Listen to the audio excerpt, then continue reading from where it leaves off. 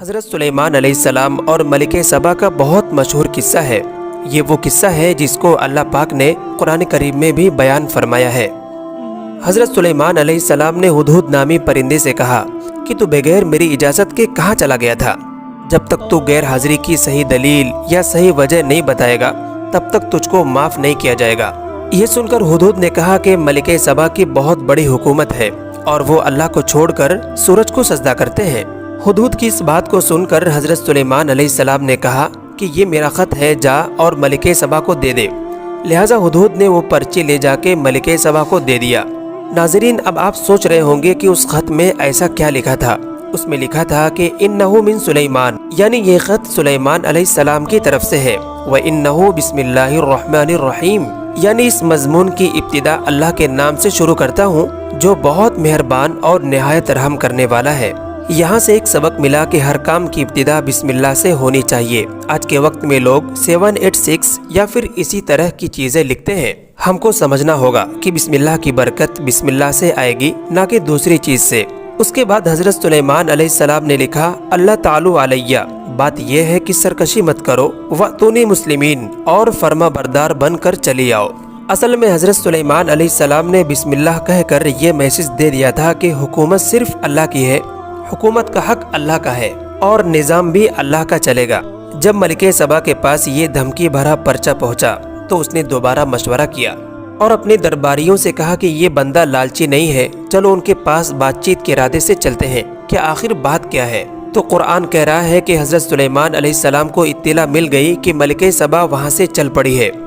حضرت سلیمان علیہ السلام نے ارادہ کیا کہ اس کو کوئی معجزہ دکھاتے ہیں تاکہ جب وہ دیکھے تو اس کو پتہ چلے کہ یہ انسان کی بس کی نہیں ہے بلکہ ان کے ساتھ اللہ ہے، اور اس سے متاثر ہو کر اسلام میں داخل ہو جائے۔ حضرت سلیمان علیہ السلام نے معجزہ یہ دکھایا کہ ملکہ سبا کا بہت عالی شان تخت، تنو من اس کا وزن اور ہیرے جواہرات سے لیس تھا۔ حضرت سلیمان علیہ السلام نے اپنے دربار میں کہا کہ کوئی ہے تم میں جو اس کے آنے سے پہلے اس کا تخت میرے پاس لے آئے۔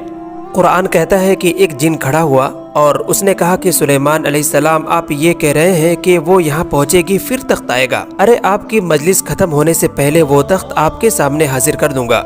اس وقت اسی دربار میں ایک بزرگ بیٹھے ہوئے تھے اور وہ نیک بھی تھے۔ وہ کہنے لگے، حضرت یہ جن کہہ رہا ہے کہ مجلس ختم ہونے سے پہلے حاضر کروں گا، میں آپ کی پلک جھپکنے سے پہلے وہ تخت حاضر کر دوں گا۔ یہ کہا اور تخت حاضر کر دیا۔ جب تخت حاضر کر دیا گیا تو حضرت سلیمان علیہ السلام نے سوچا کہ ملکہ سبا آتے ہی اس کو پہچان لے گی، اس لیے ہم اس میں کچھ چینجنگ کر دیتے ہیں، تبدیلی کر دیتے ہیں تاکہ اس کو سوچنا پڑے۔ پھر جب اس کو پتہ چلے گا کہ یہ تخت اسی کا ہے تو اس پر اس معجزے کا زیادہ اثر ہوگا۔ جب ملکہ سبا آئی تو حضرت سلیمان علیہ السلام نے ہی پوچھا کہ ذرا آپ اس تخت کو دیکھیے نا کہ یہ آپ کے تخت جیسا ہے یا نہیں۔ تو وہ بڑی حیران ہوئی اور کہنے لگی، یہ تو اسی جیسا ہے لیکن بالکل اس جیسا نہیں ہے۔ قالت کأنہ ہو، کہنے لگی ایسا لگتا ہے کہ یہ وہی ہے۔ پھر کہنے لگی کہ کمال ہے کہ بالکل اسی جیسا آپ نے بنایا ہے۔ اور پھر کہنے لگی کہ ہم کو اس کا اندازہ تھا کہ آپ کے پاس الگ ٹیکنالوجی ہے لیکن اس طرح بنا لوگے یہ اندازہ نہیں تھا۔ حضرت سلیمان علیہ السلام نے کہا کہ محل میں داخل ہو جاؤ۔ محل کا فرش ایسا بنا تھا کہ وہ فرش دیکھنے میں پانی لگ رہا تھا۔ ایسا فرش دیکھ کر ملکہ سبا اپنے ایزار کپڑے کو اوپر کر لی تاکہ پانی میں بھیگ نہ جائے۔ حضرت سلیمان علیہ السلام نے کہا کہ یہ پانی نہیں ہے، تالاب نہیں ہے، یہ شیشے کا بنا ہوا فرش ہے۔ یہ سن کر ملکہ سبا نے کہا کہ آپ واقعی اللہ کے سچے نبی ہیں، آپ کے پاس وسائل کی کمی نہیں ہے۔ فوراً کہنے لگی، اے اللہ، آج تک سورج کو سجدہ کر کے اپنی جان پر ظلم کیا ہے۔ اے اللہ، میں بھی حضرت سلیمان علیہ السلام کی طرح حضرت سلیمان علیہ السلام کے ساتھ اس رب پر ایمان لے آتی ہوں جو تمام جہانوں کا پالنے والا ہے۔ اس طرح حضرت سلیمان علیہ السلام کا معجزہ دیکھ کر وہ مسلمان ہو گئی اور اللہ سے توبہ کی۔